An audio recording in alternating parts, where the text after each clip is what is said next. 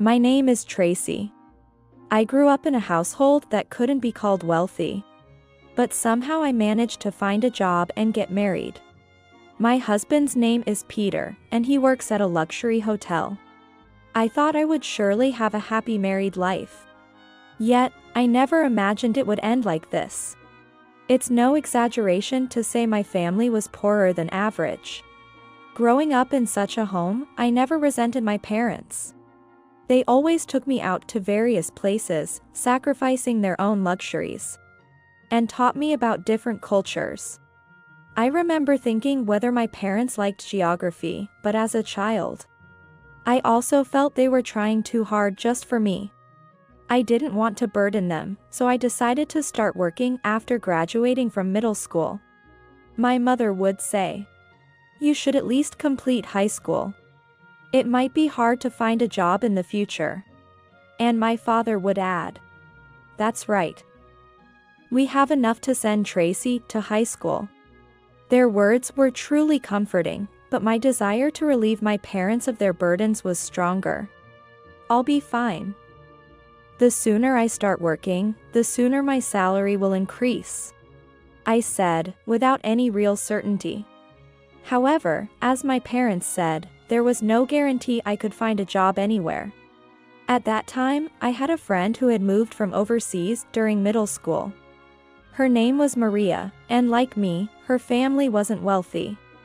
Perhaps that's why we got along so well and always played together. Maria spoke broken English, but we could somehow communicate. Talking with her, I unknowingly learned Spanish. By the time I was in the third year of middle school, I could converse quite well in Spanish. This skill came in handy, and a certain travel agency hired me, valuing my ability to speak Spanish. Maria also started working after middle school, and gradually, we lost contact. But once I got the job, I worked relentlessly. I just needed to earn money. Time passed, and before I knew it, I was 26 years old. There was a lounge in a hotel I often used for work. It was a high-end hotel, but the lounge was comfortable, with reasonably priced snacks and a cafe menu.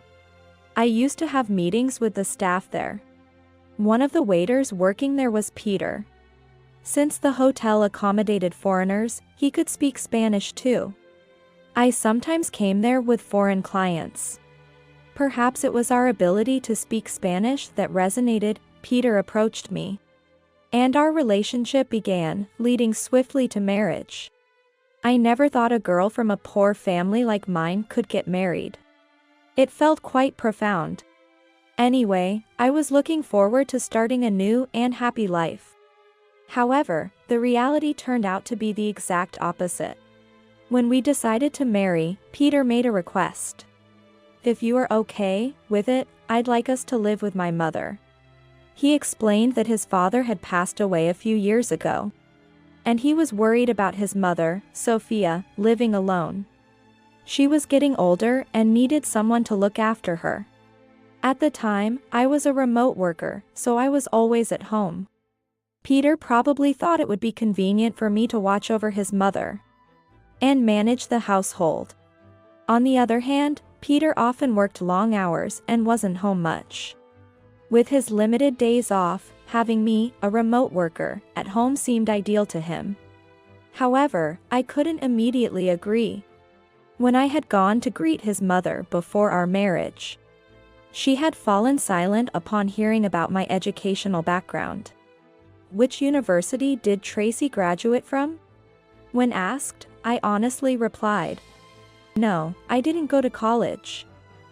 I only finished middle school." Then she just looked at me silently for a while. It was clear from her expression that she was looking down on me. "What? You only finished middle school?" "Well," she said this while looking at me with disdainful eyes. Due to such an incident, I thought living together with Sophia might not go well. So, I casually mentioned this to Peter. "Peter, don't you think your mom doesn't think very highly of me?" When I asked this, Peter replied with a bit of a smirk. No, that's not the case. My mom trusts me, and she wouldn't have any bad feelings towards my wife. Hearing this, I reflected that maybe I was overthinking it. Peter also promised that if anything happened, he would speak to his mother. Believing it would be okay, I agreed to move in with his mother. However, living in Sophia's house turned out to be far from smooth. I was faced with reality. When Peter and I visited his mother would talk very kindly to him. "Peter, thank you. I'm so grateful that you're living with me." Peter would respond, "Of course. I knew it would be better for you." From my perspective, they seemed like a very close mother and son. However, Sophia was completely different with me, being very cold. "Oh, Tracy. Please make sure not to hold Peter back," she said expressionlessly, as if instructing a servant. I couldn't help but feel she was looking down on me. At that time, Peter came to my rescue, saying, "Don't worry, Tracy is working hard too." But I didn't miss the brief hardening of his mother's expression upon hearing this. I thought, if there's trouble in the future, I just need to tell Peter. I also believed that living together might help us understand each other better. After all, we're family, and I didn't want any strange tensions. With that mindset, we started our life living together. However, reality didn't seem to turn in a favorable direction. One time, while I was working on my computer as usual, Sophia suddenly entered my room and said, "Tracy, when are you going to clean my room? The cleaning should be done by 10 in the morning every day." She was a bit angry. I was confused, as this was the first time I heard such a rule. Sure, I agreed to do housework, but we hadn't discussed specifics.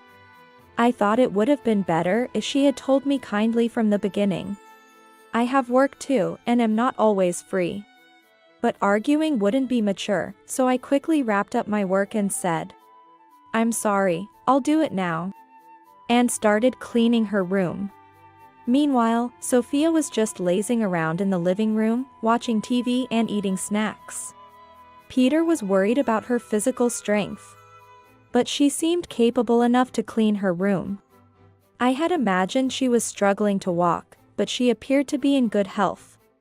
And after I finished cleaning, she then ordered, "Now, please prepare dinner.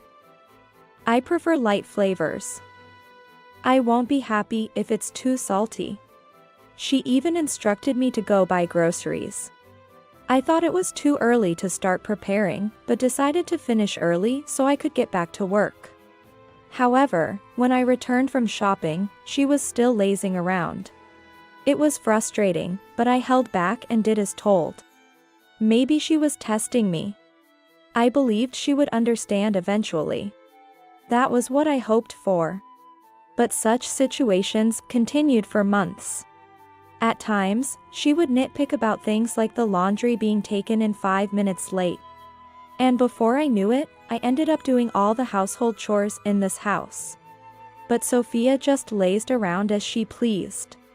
Frankly, if she has the energy to criticize me, she should be able to do some housework. I started to worry that this lifestyle would begin to affect my own work. That would be the most troubling thing, so I decided to talk to Peter about it that night. Once Sophia had gone to bed, I spoke to him. "Peter, I think your mom really dislikes me. I'm getting tired of being constantly criticized." However, Peter just chuckled and said, "Come on, that can't be true. My mom is a kind person. There won't be any problem as long as Tracy doesn't do anything strange. Please try to get along with her." He didn't believe me at all. Maybe that's unavoidable. Sophia dotes on Peter in front of him and doesn't say anything to me. In fact, when Peter is around, she would even say, "Tracy, have some coffee and relax." But even knowing that, my patience is wearing thin with this lifestyle. I'm chased by household chores during the day and can only do my work at night. Honestly, my trust in Peter is starting to wane. If things don't improve, I might collapse from the strain. Then, at a time like this, Sophia said something unbelievable. "Tracy, I'll be away from home for about a week during the Easter holiday. So please take care of the housework." When she suddenly said that, I asked, "Is something wrong?" She replied, "Peter told me, let's go on an overseas trip. He knows how much I love traveling abroad. I'm so excited for Easter holiday in 3 months." I was shocked. Because Peter had never mentioned such a plan to me. And I was being left out, expected to stay home. I had to confirm this with Peter that night. When I did, he said, "Oh, my mom already told you? But Tracy, you're coming too, right?" There was a clear discrepancy in their stories. Sophia had lied to me. Even if Peter said that, I couldn't possibly enjoy a trip with her. In a somewhat emotional state, I told him, "I don't want to go. I definitely won't enjoy going with your mother." Then Peter got angry and retorted, "Tracy, what are you saying? Why are you still acting like a child? I can't forgive you for speaking ill of my mother. Reflect on it. I want to enjoy the trip too." I was utterly shocked. To think that he wouldn't believe me. Staying in this house was becoming nothing but painful. So, I decided to take action the next day to show Peter the truth. It was Peter's day off, and the 3 of us were having breakfast when I said to Sophia, "Sophia, you want to exclude me from the overseas trip, right?" I asked deliberately, and she responded as if admitting it. "Oh, did I say that? If Tracy wants to come, she can." But Peter interjected, "Tracy, don't you get it yet? Apologize to my mom. Why are you so confrontational? You're not a child anymore." I was stating the truth, so my desire to clear everything up was stronger. I really wanted Peter to understand. But before I could argue back, Sophia dealt me the worst insult. "But maybe it's best if Tracy just stays home. Tracy, going abroad is still too early for you. A woman with no education like you wouldn't understand the finer things. Besides, you just laze around at home every day, not doing any work. Do you even deserve to go abroad? You think so too, right?" I was genuinely shocked. She still thought I was unemployed. I explained my job during our introductions. I clearly explained my job, didn't I? When I countered, Sophia looked down on me, saying, "What job? Working from home? Don't make me laugh. You're just playing on the computer. I've been so annoyed seeing it every day. There's no way you can earn money like that. You're just stealing Peter's salary." I was infuriated by this. But before I could respond, she kept going. "I have Peter, and that's enough for me. He can speak Spanish and works at a famous hotel. There's no need for him to waste his earnings on a woman like you. Low-educated and unemployed. I want someone like you out of here as soon as possible." She just kept saying whatever she wanted, berating me. This should make Peter understand what I've been saying. I looked at Peter, expecting support, but his response was unbelievable. "Well, I can understand how my mom feels. Tracy, maybe you need to cool your head a bit." He said this to me as if he was fed up. At that moment, I made my decision. I couldn't stay with these 2 anymore. Sophia had told me to leave, but I wanted to confirm. "So, you really want me to leave?" She laughed and replied, "Of course. The sooner, the better. We don't need a bottom dweller like you here." So, I simply said, "Understood." I began preparing to move out. I said, "Bye," quickly to the 2 of them before leaving the house. As I was leaving, Sophia threw a parting shot. "Enjoy your poor life, as a bottom dweller should," laughing as she said it. Little did they know what was coming for them. 3 months had passed since I left the house. It was around Easter holiday. I received a call from Sophia. "Tracy, I finally got through to you." "What's going on?" She sounded frantic. "First," I said, "I'm surprised you could call here." She replied, "Yes, I couldn't reach you. I thought you changed your number. So I called your parents for it." I had warned my parents. They might get a call from Peter or Sophia. If that happened, they were to redirect the call to this number. "So, what happened?" Frantically, she said, "All these payment reminders are coming in." "Help me, I didn't know." "Well, that makes sense. That's because you haven't paid the utility bills, right?" I stated the obvious, but Sophia was in a panic. "I thought Peter was paying our living expenses. I never imagined Tracy was covering everything. Why didn't you tell me? I had no idea you were earning so much." By then, it seemed Peter had finally told her the truth. But it was too late for regrets. I had already established my own company by leveraging the know-how I gained from the travel agency I previously worked at. My company had been successfully accepted worldwide and was now earning $10 million. What surprised Sophia even more was Peter's income. Working at a famous hotel's lounge didn't mean high income. In fact, Peter was just a regular employee with a relatively low salary.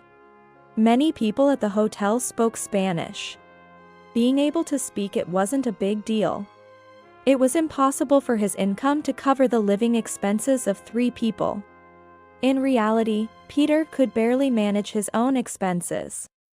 So, it was foolish of them not to realize that I had been paying all the household expenses until the collection notices arrived. Furthermore, while listening to Sophia, a shocking fact came to light. The reason they wanted me to live with them wasn't to watch over her. Actually, she had been living off her husband's fortune.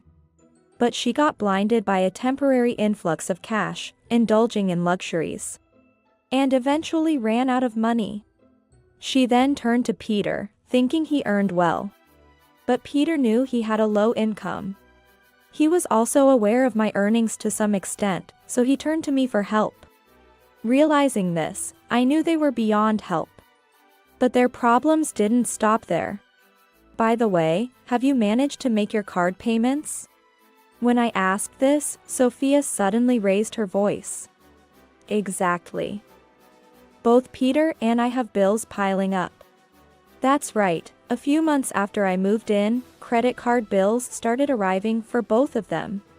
The monthly charges kept increasing, and before we knew it, they amounted to a significant sum. It was clear they were living beyond their means. Peter's bills alone exceeded his salary. And Sophia, still not over her lavish spending habits, had accumulated debts, totaling over $20,000. What's more shocking was her saying, "I thought a little debt would be taken care of by Peter." And Peter thinking, "If things get tough, Tracy will handle it." I was appalled at their reckless dependency. It was beyond irresponsible, it was dangerous. So when Sophia said, "So, Tracy, you'll handle this, right?" with such audacity, I made my stance clear.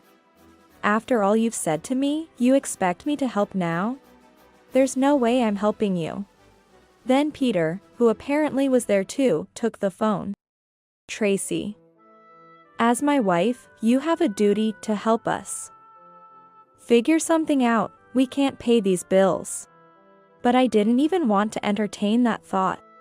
However, I did offer him a sliver of hope. "So, do you want to come here? I might consider it if you do." To this, Peter excitedly replied, "Oh, so you're going to let us live with you and sort out the money? All right, let's do that. Where's your house?" "I'll come right now." Seeing him so eager, I said, "Well, if you can come here." I'm in Mexico right now, at my vacation home. Both Peter and Sophia were taken aback. What do you mean, Mexico? How can we afford to go there right now? They panicked. But I calmly said, didn't you plan an overseas trip for Easter holiday? Just stop by Mexico. Your mother will be delighted. Wait, you got my number from my parents, right? Didn't you realize it was an international number? I added. And don't forget, this call is costing you. Long-distance calls can be quite expensive. Then, as a final blow, if we get divorced, I'll consider helping with the money. Peter quickly agreed. Okay, let's get a divorce for now. It seemed the debt outweighed his resolve. I told them I would bring the divorce papers when I returned to the US. A week later, I did just that. I got Peter to sign the divorce papers, and the divorce was finalized. He looked quite worn out. He must have been struggling these past few days. He even admitted he had been relying on my money for the overseas trip. But hearing this didn't surprise me anymore. They probably thought I would pay off their debts. But of course, I had no such intention. My suggestion was simple. They both needed to stop their luxury spending and work tirelessly. That way, they could eventually pay off their debts and manage a basic living. When Peter heard this, he protested. Hey, this isn't what we agreed on. You were supposed to think about our debt. But I stood firm. That's why I did think about it, a way for you to pay off your own debts. Good luck with that. When you can afford overseas trips again, I'll invite you to my Mexico home. With that, I left them to their fate. They're now working tirelessly from dawn to dusk, a fitting consequence for their past easiness. Meanwhile, I reunited with Maria, who had also built a house in Mexico. She had become a company president like me after graduating middle school and pursuing a global career. She invited her parents to live with her, and they were enjoying life together. I also invited my parents to live with me in Mexico. Now, I occasionally visit Maria's house. We're both content that we could be filial to our parents, encouraging each other as we continue to work hard.